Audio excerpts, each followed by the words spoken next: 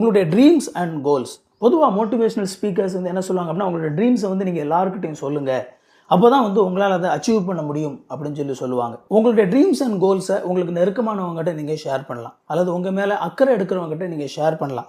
எந்த விதமான தவறும் இல்லை. உங்களுடைய வெல்விஷர்ஸ் அப்படின்னு சொல்லுவாங்க, நீங்கள் எல்லா விதத்திலும் வெற்றி பெறணும்னு சொல்லி ஆசைப்படக்கூடிய நபர்கள்.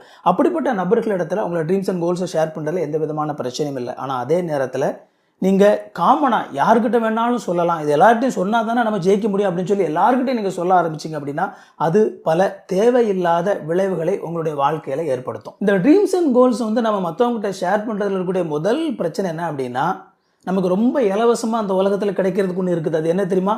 அட்வைஸ். அந்த அட்வைஸை வந்து நம்ம மக்கள் வாரி வழங்குவாங்க. ஏன்னா அதை மட்டும் தான் இலவசமாக என்ன செய்ய முடியும், ஈஸியாக மற்றவங்களுக்கு கொடுக்க முடியும். நீங்கள் உங்களுடைய ட்ரீம்ஸ் அண்ட் கோல்ஸை ஷேர் பண்ணும்போது பொதுவாக மற்றவங்க என்ன செய்வாங்க அப்படின்னா, தேவையில்லாமல் அவங்களுடைய ஒப்பீனியன்ஸை வந்து உள்ளே கொடுப்பாங்க.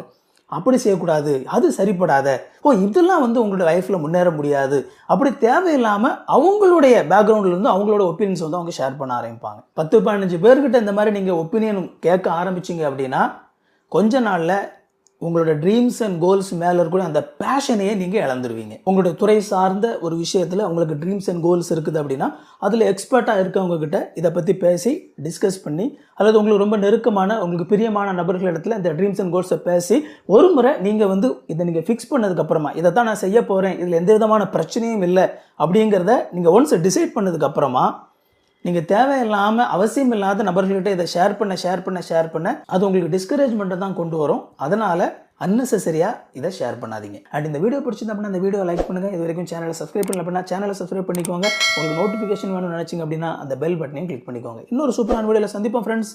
தேங்க்யூ. God bless you.